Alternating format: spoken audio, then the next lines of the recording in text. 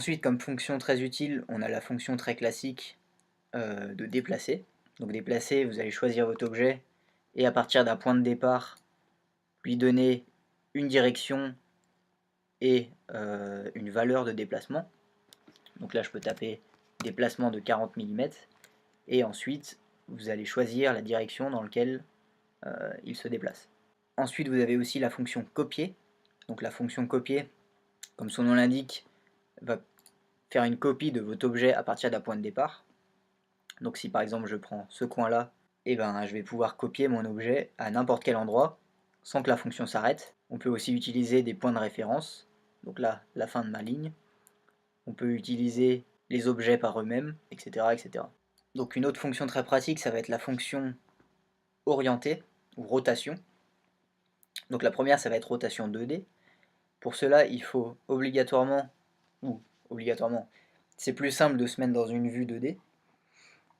Donc là, pour l'exemple, en vue de dessus, à partir d'un point de départ, donc ça va être le centre de notre axe de rotation, il va vous afficher le premier bras, ça va être selon ce bras-là que votre objet va tourner.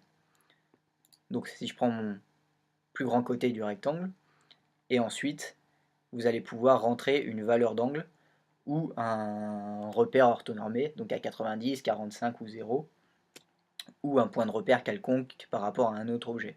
Donc là j'ai uniquement fait pivoter mon objet dans un seul plan. Maintenant si vous utilisez la fonction rotation 3D, c'est exactement la même chose que la rotation 2D, à la différence que vous allez pouvoir bouger dans votre environnement un peu plus complexe. Donc vous allez toujours faire une rotation dans un seul sens.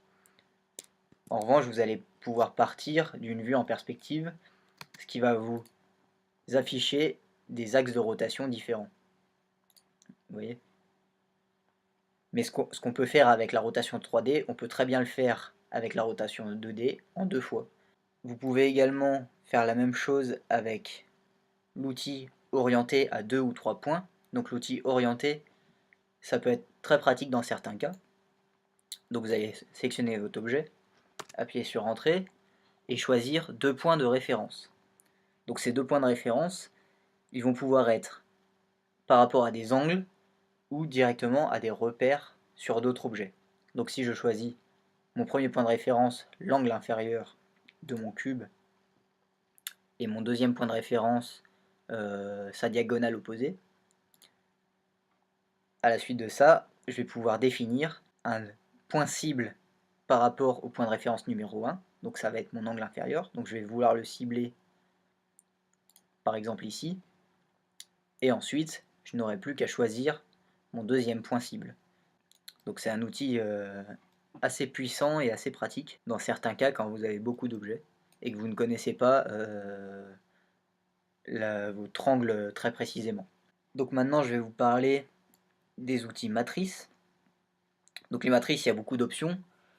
Les plus utilisées, ça va être la matrice polaire et la matrice linéaire. Donc la matrice linéaire, comme son nom l'indique, ça va être une copie d'éléments. Donc vous allez pouvoir choisir le nombre d'éléments que vous voulez copier. Donc là 10, un point de référence, et ensuite selon une ligne et un écartement, vous allez copier votre objet le nombre de fois désiré. Et la deuxième chose, ça va être une matrice polaire. Donc par rapport à un centre de rotation. Pareil, vous allez pouvoir choisir le nombre d'éléments, le point de référence, et ensuite le degré de rotation. Donc là, je l'ai peut-être fait un peu serré. On va recommencer. Pour faire un exemple un peu plus concret, on va prendre un premier cercle où on va placer un deuxième cercle plus petit. Si par exemple ce cercle-là, je veux le copier de façon régulière autour de mon premier axe, je vais choisir la fonction matrice polaire. Le centre de la matrice sera bien le centre de mon premier cercle, donc 5. Ensuite, le point de départ, le degré, il nous affiche un aperçu du résultat. Donc ça, c'est des fonctions assez pratiques. Ensuite, une autre fonction très utile, ça va être l'outil définir les coordonnées x, y. Donc pour ça, je vais déplacer quelques éléments.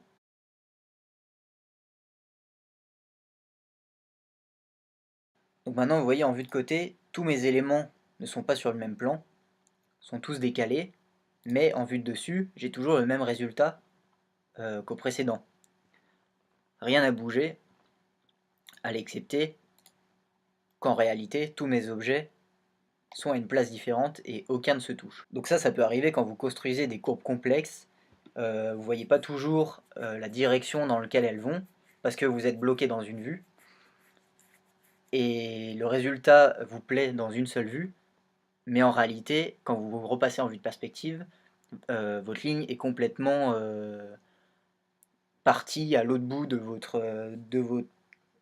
votre écran, et forcément, ça vous plaît pas. Donc avec la fonction définir les coordonnées x, y, z, vous allez sélectionner, donc là pour notre exemple, la totalité des objets, appuyer sur Entrée, et il va vous afficher une nouvelle fenêtre en vous demandant vers quel axe vous voulez définir vos objets.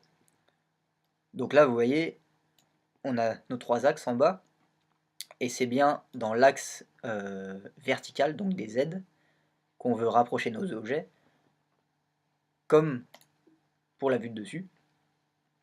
Donc je sélectionne uniquement définir en Z. Vous pouvez définir en plusieurs axes si vous le souhaitez, suivant votre demande. Pour nous, ce sera uniquement en Z, et je vais l'aligner sur le repère général en définissant un point. Donc je vais l'aligner sur notre grille de départ. J'aurais très bien pu l'aligner par rapport à l'un des objets présents dans l'environnement. Là, je vais juste l'aligner sur la grille. Donc à présent, tous mes objets sont revenus à plat et le résultat n'a pas changé en vue de dessus. Et pour finir avec les outils d'édition les plus utilisés, je vais vous parler des fonctions d'alignement. Donc c'est assez simple en fait. Vous allez pouvoir aligner tous vos objets. Alors, vous allez pouvoir avoir plusieurs options. On peut les aligner avec les centres horizontalement ou verticalement. Aligner tout simplement les centres. Là, on va choisir aligner les centres horizontalement. Et vous voyez, automatiquement, tous mes objets sont organisés sur une seule ligne. Si j'avais choisi verticalement, voilà, ça vous donne ça, etc., etc. Donc ça, c'est à choisir, mais ça peut servir pour du dessin technique ou tout simplement quand vous avez beaucoup d'objets pour qu'ils soient alignés et un peu plus organisés dans votre fenêtre. Ça va être un gain de temps plutôt que de créer des repères et les aligner un par un. Donc voilà, j'espère que ces quelques astuces vous serviront. Si vous en connaissez d'autres ou que vous avez certaines fonctions que vous n'arrivez pas à comprendre, n'hésitez pas à nous le mettre dans les commentaires ou à nous poser des questions. Et la prochaine fois, on parlera des outils de surface, comment créer des surfaces à partir de votre création en 2D pour passer de la 2D vers la 3D. Et ce sera la dernière étape dans l'explication des outils qu'on trouve dans Rhino. A bientôt et portez-vous bien.